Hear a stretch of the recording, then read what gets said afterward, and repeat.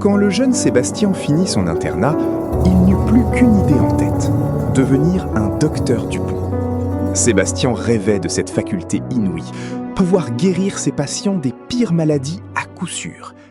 Les médecins ont de tout temps eu une certaine ascendance sur leurs patients, mais là, devenir infaillible faisait de vous un sauveur, presque un dieu. Guérir les plus malheureux, les enfants condamnés, les gens trop jeunes pour mourir, dépasser les limites de la médecine classique, trop moyenâgeuse devant la méthode de Jean Dupont. N'est-ce pas là le but ultime de tout médecin ? Sébastien trouvait l'attitude de Ronchet trop réactionnaire. Évidemment, il était lui aussi scandalisé par la vénalité de ces gens, mais comment ignorer telle possibilité ? N'était-ce pas là un refus aveugle et criminel ? En manifestant ce désir, Sébastien ne pensait pas à la richesse insensée qui suivrait. Il se promettait d'ailleurs que ses tarifs à lui seraient plus humains. Lui n'abuserait pas de ce privilège, comme le font tous les autres.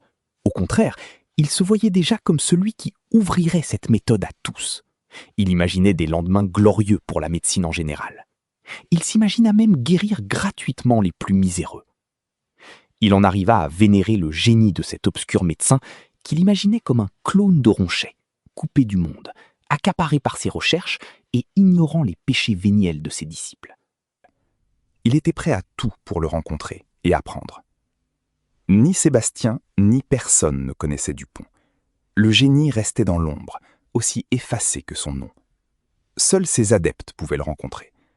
On disait qu'il avait une clinique et un centre de recherche dans une île sur l'Atlantique, près de la Bretagne, où personne n'était admis, sauf certains patients. Ce fut un moment difficile que celui d'avouer son ambition au professeur Ronchet. Le vieil homme l'écouta stoïque, mais sur son visage inexpressif, Sébastien y devinait l'immense déception qu'il causait à son protecteur. Ronchet simula l'indifférence. Il émit quelques remarques artificielles et salua le jeune homme. Mais sa voix était devenue plus cassante. Toute affection l'avait déserté. Sébastien en avait les larmes aux yeux. Il dut attendre quelques semaines avant de préparer sa demande et l'envoyer à l'Institut Dupont. Il le fit avec un malaise croissant, comme un enfant qui a honte de son acte.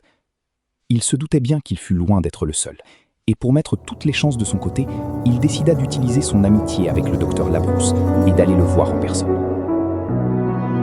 Le docteur Labrousse avait son cabinet à Lyon, dans une magnifique et immense maison donnant sur le parc de la Tête d'Or. La salle d'attente était gigantesque, toute marbrée, avec une fontaine en son milieu. Sébastien ne cessait d'en reluquer les statues et les tableaux, rien que des originaux, et Sébastien s'y connaissait pour être un amoureux d'art. Une petite voix malicieuse lui faisait entrevoir la possibilité de s'acheter sans limite toutes les œuvres dont il rêvait pour sa future collection. Le jeune docteur notait que les clients de son ami arboraient des visages rayonnants, des expressions quasi mystiques, de celles que devait avoir le dévot chrétien paraplégique se rendant à Lourdes, totalement confiant en un futur miracle. Certains étaient pourtant vraiment mal en point. Sébastien s'essayait à des diagnostics. À première vue, il reconnaissait une sclérose en plaques, une maladie de Charcot. Pour les autres, c'était plus hasardeux. Il attendit patiemment que le docteur Labrousse finisse ses consultations. Celles-ci étaient plutôt rapides, et les malades repartaient avec leur boîte de médicaments et leur visage béat. La curiosité le tenaillait. Il lui était inadmissible qu'il puisse rester en dehors de cette extraordinaire découverte. « Cher ami !» Le dernier client était parti, et la silhouette corpulente de Labrousse apparut derrière le jet scintillant de la fontaine. Sébastien se leva pour aller serrer la main de son ami, notant au passage que celui-ci avait perdu, et de beaucoup, son physique de marathonien. Labrousse lui posa les questions convenues qu'on pose à une ancienne connaissance. Sébastien remarqua que certaines questions servaient surtout à reconstituer le profil oublié de la personne qu'on avait en face. Il lui confirma qu'il n'était pas marié et n'avait pas d'enfant, et qu'il avait fini ses études. Une fois que Labrousse avait restitué dans sa mémoire qui était ce jeune homme, il le fit entrer dans ce qu'il appelait sa chaîne de travail. Sébastien entra presque timidement dans le cabinet. Il y avait au sol une épaisse moquette violette, un grand bureau de verre et de bois. Sur le mur devant lui, un tableau impressionniste, plutôt tourmenté, signé Van Gogh, attira son regard, ce qui n'échappa pas à Labrousse. Il lui confirma avec une fausse modestie que c'était bien sûr un original. Sébastien n'avait rien demandé. Labrousse expliqua qu'il détestait le superficiel. Si on décore une pièce avec un Van Gogh, autant qu'il soit vrai, ne serait-ce que par respect de mes clients. Le tout dit avec beaucoup de sérieux. Sébastien, étant poli, resta impassible. Il servit un martini et proposa quelques petits toasts de caviar.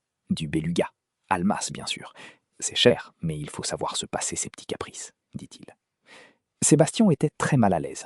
De Brousse a toujours été un homme content de lui, qui aimait exposer ses réussites. Mais là, c'était une caricature. De Brousse parla longtemps, de lui, de sa fortune, de lui encore et de sa fortune. Sébastien se racla la gorge, essaya avec une voix plus imposante de s'immiscer dans le flot de paroles de son interlocuteur pour d'expliquer le motif de sa visite. Il finit par lui dire qu'il avait postulé pour devenir un docteur Dupont et qu'il comptait sur son appui. Il ajouta quelques formules flatteuses nécessaires avec ce genre de personne. Labrousse resta quelques secondes, muet. Il soupira et alla s'asseoir sur un splendide fauteuil Louis XVI, prit un Havane dans la magnifique boîte à cigares sculptée par un artisan grec, qu'il reposa sur une commode en merisier verni du siècle dernier. Sébastien se contentait de l'observer, inquiet, mal à l'aise, tandis qu'il recrachait des volutes de fumée bleutée avec un petit air satisfait. « Ambitieux » dit-il seulement, avec toujours ce sourire satisfait. Sébastien ne savait trop quoi répondre. Il se demandait soudainement d'où lui venait cette idée saugrenue, que Labrousse ait été un ami. Il n'était tout au plus qu'une relation, et leur amitié n'était peut-être qu'une illusion. Il trouva brusquement la réponse qu'il devait fournir. « Oui, je veux devenir comme toi. » Le docteur pouffa, et son sourire s'agrandit démesurément. Il lui expliqua qu'il n'avait pas le pouvoir de te faire entrer dans le cercle ô combien restreint de ces thérapeutes privilégiés dont il était, sinon il le ferait sur le champ. Il observa le visage décomposé de Sébastien, et avec un ton doucereux ajouta un « cependant ». Sébastien attendait, suspendu à ses lèvres. Labrousse lui proposa de le parrainer. Chaque docteur Dupont n'a pas le droit de recommander qu'une seule personne, et il n'avait pas encore utilisé ce droit. Sébastien lui demanda ce que cela signifiait concrètement. Labrousse lui expliqua que cela lui donnait le droit de poser sa candidature sous sa tutelle, mais pour ne pas lui donner de fausses joies, il insista sur le fait que même ainsi cela ne signifiait nullement qu'il sera accepté. C'est juste un plus. Il sera sûrement convoqué pour un entretien. Sébastien osa demander en quoi consistait cette méthode, sans forcément en savoir les détails. Labrousse se réfugia derrière le secret imposé au Dupont-thérapeute. Il ajouta qu'il espérait sincèrement que la curiosité du jeune médecin finirait par être satisfaite. Labrousse se leva, réitérant sa promesse d'écrire la lettre de parrainage, et raccompagna Sébastien à la porte, arborant un air profondément jovial. Un que trop jovial même. Sans trop s'en rendre compte, Sébastien se retrouva dans la rue, perplexe. Labrousse avait certes beaucoup changé. Il n'avait jamais été un être humble et modeste. Mais avec l'âge, cela ne s'arrangeait pas. Même son visage était métamorphosé, vu de près. Et il devait avoir une mauvaise alimentation, à en juger par son acné et sa peau grasse qui transpirait. Il ne savait pas s'il devait considérer son entreprise comme un succès. Certes, il repartait avec une promesse. Beaucoup et si peu à la fois. Il n'avait qu'à